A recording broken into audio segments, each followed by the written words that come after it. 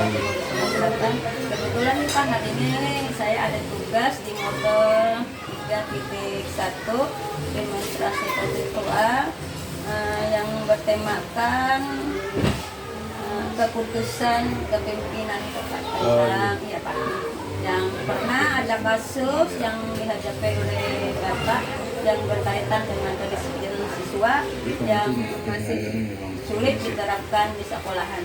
Nah, karena budaya lingkungan, orang tua yang tidak mendukung, sebagian besar orang tua meninggalkan anaknya untuk mencari duit atau mencari uang di luar kota atau di luar daerah, sehingga kurangnya pengawasan, disiplin orang tua. Murid yang sering datang terlambat atau perilaku yang tidak sesuai dengan aturan sekolah.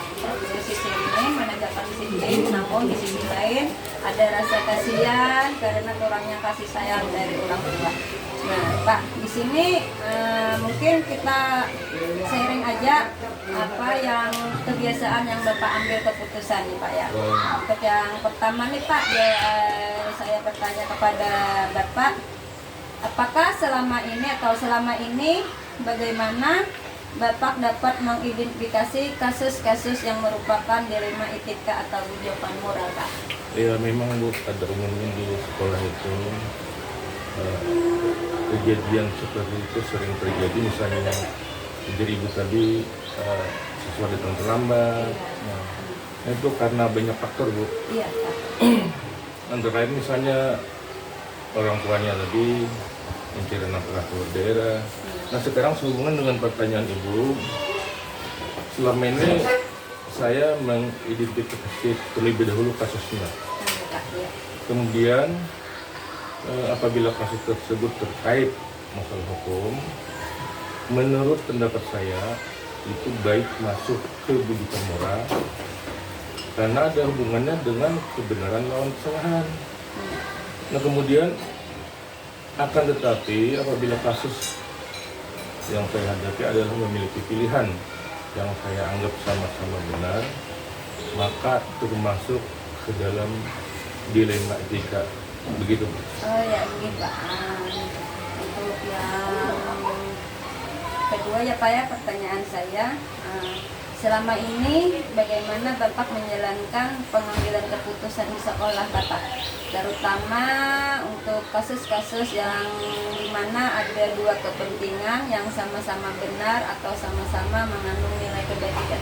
Iya Bu, terima kasih. Biasanya saya mengambil keputusan itu sebelumnya saya akan mengidentifikasi kasus dulu, kemudian saya akan menentukan siapa saja yang terlibat dalam kasus tersebut. Kemudian langkah-langkah selanjutnya mengumpulkan data dan fakta yang ada, sehingga dapat mengambil keputusan yang tepat. Nah, karena harapan kita bukan hanya mengambil keputusan sembarang, karena pada akhirnya kalau kita sembarangan mengambil keputusan akan mengambil keputusan yang salah Bu. Nah jadi keputusan ini saya ambil berdasarkan nilai-nilai kebijakan yang harus selalu diutamakan. Kemudian apa saja yang diutamakan, yaitu mengenai kejujuran, kemanusiaan, keadilan. Nah, maka kebenaran akan mengikutinya. Nah begitu Bu. Iya, siap Pak. Berarti kita mengambil keputusan itu tidak dengan selalu tergesa-gesa. Iya. Harus kita dengan mengambil keputusan dengan tenang, dengan pikiran yang tidak emosi. Kita lihat dulu, kita lihat kasus per kasus, Iya. teliti, kemudian baru mengambil tindakan, mengambil keputusannya. Iya, siap Pak. Lanjut Pak, untuk yang berikutnya, langkah-langkah atau prosedur seperti apa yang biasa Bapak lakukan selama ini Pak? Nah biasanya saya mempertimbangkan regulasi aturan Bu. Iya. Nah aturan apakah langkah-langkah yang kita jalankan itu sesuai dengan perundang-undangan, sehingga keputusan nantinya yang kita ambil itu tidak melanggar hukum, karena ini penting. Nah, jangan kita sampai salah mengambil suatu keputusan. Kemudian kita menjalin komunikasi dengan pihak yang terkait saya ajak untuk bersama-sama menelaah secara mendalam informasi terkait kasus yang dihadapi. Kemudian setelah itu baru menentukan ada sesuatu yang tidak sesuai, akan langsung menanyakan apakah hal itu dapat dipertanggungjawabkan dan bisa dijadikan alat bukti. Nah, kemudian selanjutnya saya akan melakukan konfirmasi kepada rekan sejawat. Jadi bukan hanya saya yang mengambil suatu kebijakan. Jadi saya mengambil kolaborasi dengan guru-guru lain yang ada di sekolah kita. Nah, kemudian langkah ini saya lakukan melalui musyawarah. Sesudah itu pihak-pihak yang terkait akan saya pertemukan secara langsung untuk mendapatkan solusi yang terbaik, sehingga permasalahan yang dihadapi akan ada dapat jalan keluarnya. Mungkin begitu. Iya, bagus Pak. Mungkin untuk menentukan keputusan ini Bapak melakukan musyawarah dengan guru atau dengan Pak lah. Iya, betul sekali. Dengan yang pihak-pihak terkait tadi saya telepon tadi orang tua murid dan anak murid tersebut ya Pak. Iya. Ini Pak lanjut untuk yang berikutnya nih Pak. Hal-hal apa saja yang selama ini Bapak anggap efektif dalam mengambil keputusan pada kasus-kasus dilema ITK Pak? Nah, iya. Menurut pendapat saya, yang paling efektif adalah dialog. Kita membangun komunikasi yang baik antara semua pihak, Bu. Nah, itu terlibat dalam proses tersebut dimusyawarahkan di depan semua guru melalui rapat sekolah. Ketika komunikasi bisa terjalin, akan mendorong semua pihak untuk lebih terbuka dalam menyampaikan permasalahan. Kemudian melalui musyawarah diharapkan bisa menemukan solusi. Nah, jadi kita menemukan jalan keluar yang terbaik dan benar-benar tidak merugikan semua pihak. Iya, berarti intinya kan Pak Nas sebelum itu kita melakukan musyawarah dulu, Betul, supaya kita menemukan solusi yang terbaik yang benar-benar tidak merugikan pihak manapun. Betul. Pak, lanjut untuk yang berikutnya, hal-hal apa saja yang selama ini merupakan tantangan dan pengambilan keputusan pada kasus-kasus dari DTK itu Pak? Nah, memang tantangan itu selalu ada. Iya Pak. Kemudian untuk mengatasi tantangan tersebut, saya memberikan pemahaman kepada guru yang memang dia belum memiliki kepentingan di mana sebenarnya kepentingan itu menurutnya tidak bisa ditinggalkan dan dia harus melanggar. Nah, kemudian tantangan dan dalam mengambil keputusan tersebut adalah tidak jarang masih ada kontra atau yang kurang setuju dengan keputusan yang saya ambil. Nah, kemudian etika atau aturan di sekolah, semisal dia sering terlambat, Iya. Dia sering terlambat di dalam sekolah atau bahkan tidak masuk sekolah karena tidak ada keluarga, kemudian tidak bisa ditinggalkan, maka tantangan-tantangan tersebut harus diselesaikan secara kekeluargaan. Nah, artinya dari hati ke hati. Itu yang pertama, Bu. Seperti yang saya tetap, kita harus menunjukkan bahwa aturan itu benar. Seperti ini jika kemudian karena ini merupakan suatu dilema, Bu. Iya Pak. Juga di dalam kita bagaimana untuk menegakkan atau membawa beliaunya itu tidak melanggar etika atau melanggar aturan tersebut, itu merupakan tantangan dalam kasus-kasus tertentu dan orang-orang yang dalam kasus tertentu. Nah, mungkin itu, Bu. Oke Pak. Untuk yang kita lanjut ya Pak ya. Iya, silakan, Bu. Untuk yang berikutnya Apakah Bapak memiliki sebuah tata kala atau jadwal tertentu nih Pak dalam sebuah penyelesaian kasus di 5 ITK? Nah, apakah Bapak langsung menyelesaikan di tempat atau memiliki sebuah jadwal untuk menyelesaikannya? Bentuk atau prosedur yang seperti apa yang Bapak jalankan? Iya, terima kasih. Kita memiliki peta kelayaan, Iya, Pak. karena karena tidak semua kasus itu setelah kita menyampaikan atau menegurnya itu sudah terselesaikan. Nah, kadangkala satu kali kita memberikan peringatan kepada seseorang yang melanggar aturan itu, dia tidak langsung begitu saja mengindahkannya. Nah, kemudian aturan selanjutnya yang saya buat adalah memberikan teguran awal, itu tahap pertama. Kalau dalam diberi teguran tidak bisa, berarti ada waktu berikutnya untuk memberikan peringatan, itu tahap selanjutnya.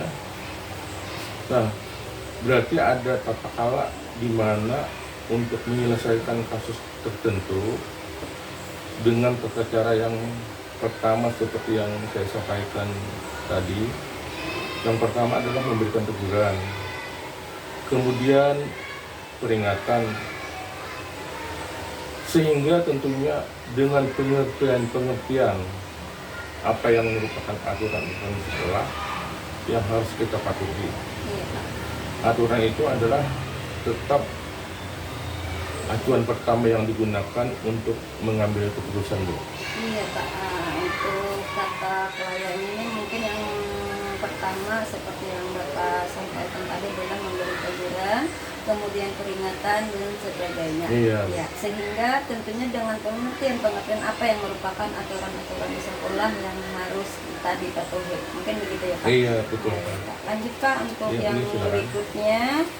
Adakah seseorang atau faktor-faktor apa saja selama ini mempermudah atau membantu Bapak dalam mengambil keputusan dalam kasus-kasus di 5 ITK nih Pak? Iya, ada, Bu. Yang mempermudah atau yang membantu saya dalam mengambil keputusan dalam kasus-kasus di 5 ITK, kalau dibilang untuk ada yang membantu, semua membantu, semua orang membantu untuk memberikan hal-hal yang terbaik, di mana seseorang melanggar aturan tentu saja akan mempengaruhi kinerjanya. Iya Pak. Nah, kemudian orang pertama yang kita mengajak untuk melakukan kemudian begini, Bu, orang yang melakukan pelanggaran itu dengan berbicara dari hati ke hati untuk kita mengambil keputusannya,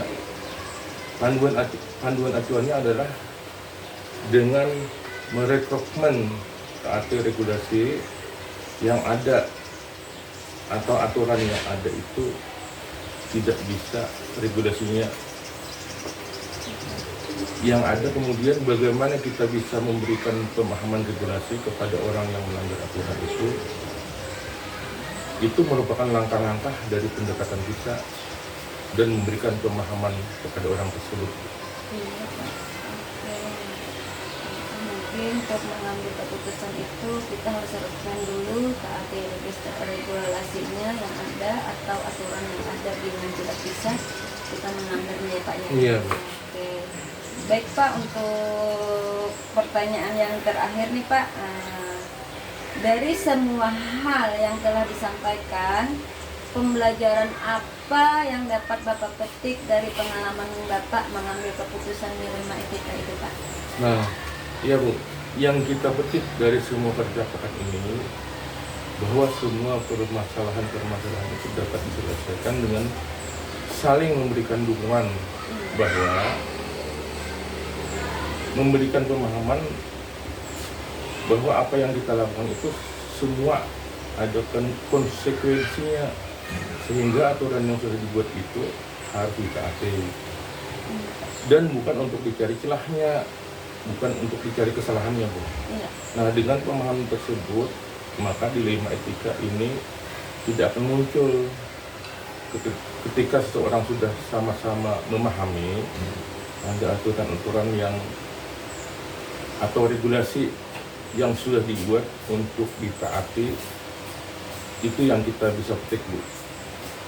Iya Pak, mungkin untuk semua permasalahan-permasalahan yang itu dapat diselesaikan dengan saling memberikan itu atau dukungan ya Pak ya. Iya, betul sekali. Bahwa dalam memberikan pemahaman bahwa apa yang telah Bapak lakukan atau ada konsekuensinya, sehingga aturan yang sudah dibuat itu tadi dapat ditaati oleh mereka tadi ya Pak ya. Betul sekali. Oke, terima kasih Pak untuk waktu yang Bapak sediakan atau untuk hari ini Pak wawancara kita.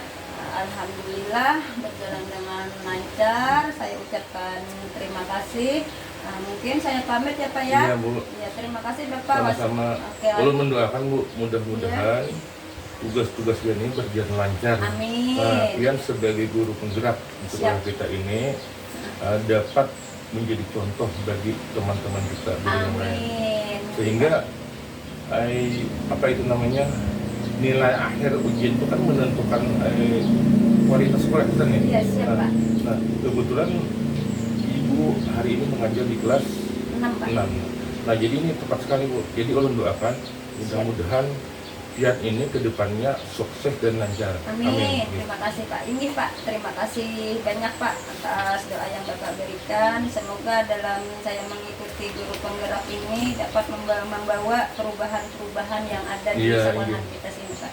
Ya Pak, terima kasih. Wassalamualaikum warahmatullahi wabarakatuh. Waalaikumsalam warahmatullahi wabarakatuh. Bergerak, bergerak, menggerakkannya dalam inovasi dan karya benar-benar akan minat bakat kolaborasi bermakna. Bergerak, bergerak, menggerakkannya dalam inovasi dan karya benar-benar akan minat bakat kolaborasi.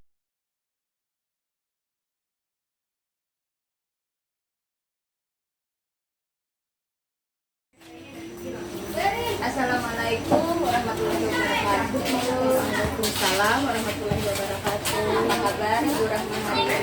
Alhamdulillah baik Bu Titi. Bu Titi sendiri bagaimana? Alhamdulillah sehat Pak. Ibu Rahma. Di sini Ibu Rahma di SD Jambu Bulu Muka.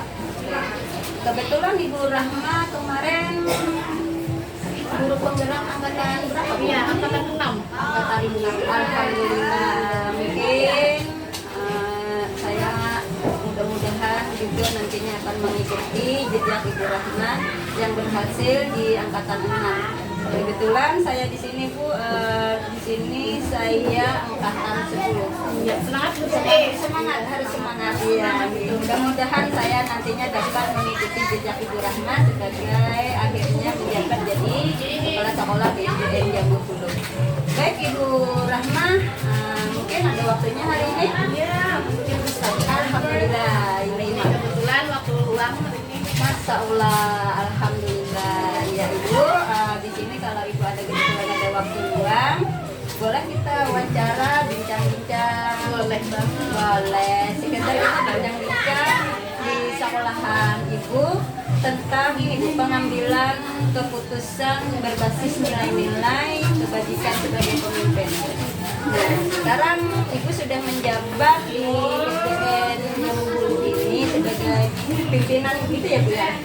Oke, nah, di sini Bu permasalahan yang ada, kemungkinan permasalahan yang ada di sekolahan Ibu ini Bu, masalah keaktifan guru yang kurang aktif mengajar dan pasif di dalam kelas. Nah, mungkin kita nanti akan membicarakan hal-hal tentang itu, bagaimana Ibu mengatasi atau mengambil keputusan itu ya. Ya, Ibu, saya mulai ya untuk yang pertama, pertanyaan saya yang pertama.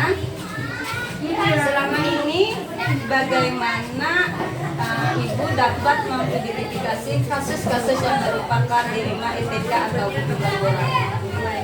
Sebenarnya setiap masalah itu pasti ada ya, dimanapun kita berada, apalagi kita sebagai pimpinan, masalah itu pasti ada ya. Namun bagaimana cara kita menyikapinya itu yang akan kita sharing di sini. Iya, kita bicarakan Di ya. sini sebelumnya itu kan ada guru yang sering terlambat, kemudian ada yang guru dalam kelas itu pasti.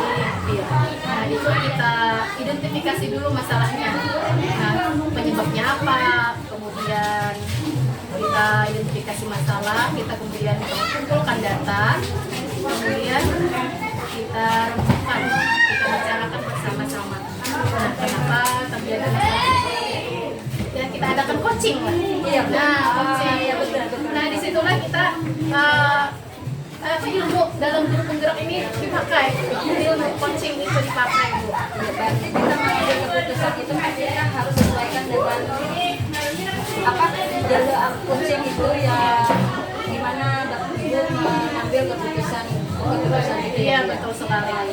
Lanjut untuk yang kedua, selama ini bagaimana Ibu menjalankan pengambilan keputusan di sekolah Ibu? Nah, terutama untuk kasus-kasus yang seperti ini nih Bu, atau kepentingannya sama-sama benar atau sama-sama mengandung nilai kebajikan.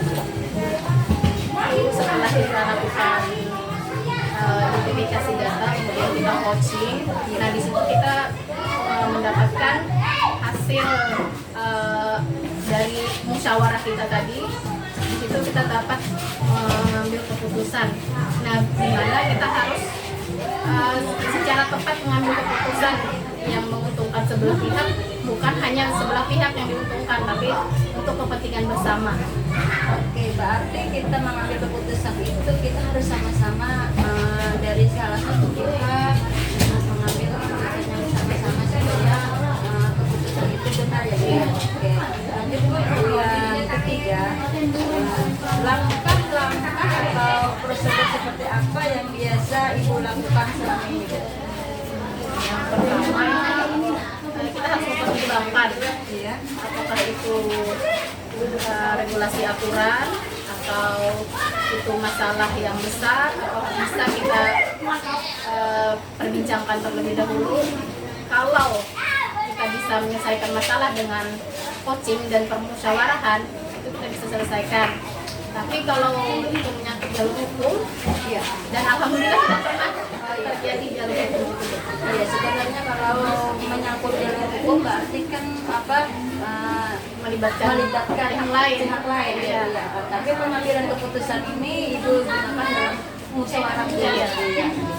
Oke, Ibu lanjut untuk yang selanjutnya, hal-hal apa saja yang selama ini Ibu anggap efektif dalam pengambilan keputusan pada kasus-kasus dilema etika ini tadi?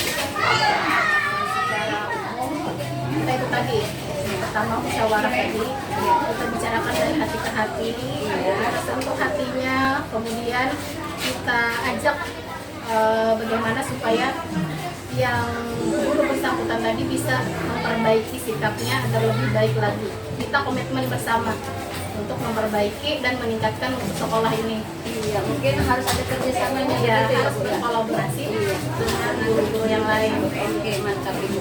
Terus Bu, untuk yang selanjutnya, hal-hal apa saja yang selama ini merupakan tantangan atau pengambilan keputusan pada kasus-kasus dari etika itu tadi? Nah, tantangannya adalah ketika kita merasa ini adalah masalah, Iya. tapi di sudut lain guru ini menjadi masalahnya sendiri. Misalnya beliau terlambat. Kenapa beliau terlambat? Ternyata beliau mengurus suami yang sakit di rumah. Nah, itu adalah masalah bagi kita, tapi bagi beliau juga masalah yang berat kalau meninggalkan suami yang sakit di rumah. Berarti dilema ini ya, Bu, Dilema ya? etika bagi kami. Iya. Ya, iya, berarti kan kita tidak bisa juga mengharuskan. Iya. Jadi kita dengan adanya dilema etika dengan perasaan Iya. kasihan, gitu ya Ibu. Nah, kita kan punya kemanusiaan, Iya, bagaimana iya. simpati kita kepada teman. Iya, cuman kan kita komitmen kita kan harus benar-benar dilaksanakan. Iya. Nah, dengan kerja juga ya. Jadi dibarengan dengan acara dibarengan dengan keluarga, dengan sekolah. Ya, tapi kita komitmen bagaimana caranya supaya yang di rumah itu bisa yang di rumah itu mungkin ada yang menjaga, Iya. kemudian kemudian di sekolah pun tetap tepat waktu. Iya, mungkin di situ harus ada berbagi waktu. Iya. Waktu yang harus dibagi. Mungkin cari solusinya gimana. Nah, itu ya, disitulah coaching mencari solusi. Terus Bu, lanjut untuk yang berikutnya nih Bu. Apakah Ibu memiliki sebuah takaran atau jadwal tertentu dalam sebuah penyelesaian kasus dilema etika? Apakah Ibu langsung menyelesaikan di tempat atau memiliki sebuah jadwal untuk menyelesaikannya tersebut? Dan bentuk atau prosedur seperti apa yang Ibu jalankan? Untuk jadwal, kalau masalah dilema etika ini kita tidak banyak jadwal. Tapi kalaunya permasalahan di dalam sekolah itu kita ada jadwal tertentu untuk kombel kegiatan belajar. Iya. Nah, kalau dilema etika ini itu sewaktu-waktu tidak terjadwal. Jadi apabila ada masalah ya kita rembukan, kita musyawarah, Tidak menunggu waktu yang lama ya Bu ya? waktu yang lama. Berarti langsung nggak ada masalah, langsung kita Iya, bisa dengan guru yang bersangkutan. Jangan sampai masalah itu berlarut-larut sehingga mengganggu aktivitas di sekolah. Iya, mungkin begitu ya Bu ya. Selama masalah itu tidak kita perhatikan, akhirnya masalah itu berlarut-larut sehingga apa yang dikerjakan guru dan merugikan murid ya Bu ya. Mempengaruhi murid. Oke, kasih Bu. Terus lanjut ya Bu ya. Ini adakah seseorang atau faktor-faktor apa saja selama ini yang mempermudah atau membantu Ibu dalam mengambil keputusan dalam kasus-kasus ini? Teman-teman rekan-rekan di sekolah ini sangat membantu di sini. Kita tidak bisa memutuskan sendirian tanpa adanya kolaborasi dengan guru-guru yang lain. Guru-guru yang lain memberikan masukan, kemudian tapi kitalah yang membuat keputusan. Iya, mungkin kita harus ada kolaborasi dengan teman. Oh, keputusan saya begini. Nah, menurut Ibu Bapak Ibu gimana? Begitu ya Bu ya. Jangan teman-teman atau kawan saya. Oke, Ibu mungkin adanya pendekatan itu ya Bu, pendekatan supaya keputusan itu tidak diambil dengan sepihak saja. Ya, betul sekali. Mungkin keputusan itu yang dilema atau itu kita mungkin emosinya atau gimana Iya, gitu ya. kita harus bisa menguasai emosi ya. Emosional ini ya Bu ya. Oke, lanjut nih Bu untuk pertanyaan terakhir nih Bu untuk acara kita hari ini. Dari semua hal yang telah disampaikan, pembelajaran atas apa yang dapat Ibu petik dari pengalaman Ibu mengambil keputusan yang baik? Dari pengalaman pribadi saya, mengambil keputusan ini kita tidak bisa harus serta-merta kita menurutkan ego kita, kemudian emosi dengan emosi. Kita terlebih dahulu harus menenangkan diri, kemudian kita rembukan masalahnya tadi. Kita mencari solusi bersama. Jangan kasih jawab ya. Mungkin dari sinilah kita dari semua permasalahan Ibu mungkin dapat diselesaikan dengan saling memberikan dukungan, Iya. gitu ya Bu. Ada memberikan pemahaman bahwa konklusinya apa yang harus kita ambil ke depannya, apa nanti dalam hal ini apakah benar-benar dapat merugikan anak atau sekolah, mungkin begitu ya Bu ya. Oke, Ibu bisa. Iya, mungkin Ibu mengambil keputusan positif Pak dan tidak mengambil harus sesuai dengan keputusan bersama. Iya. Mantap Ibu, terima kasih banyak wawancara kita hari ini. Mudah-mudahan kedepannya apa yang permasalahan kita ini dapat diatasi dengan benar. Terima kasih Bu atas waktu untuk diberikan Ibu pada hari ini. Saya ucapkan terima kasih. Wassalamualaikum warahmatullahi wabarakatuh. Waalaikumsalam warahmatullahi wabarakatuh. Terima kasih juga Bu.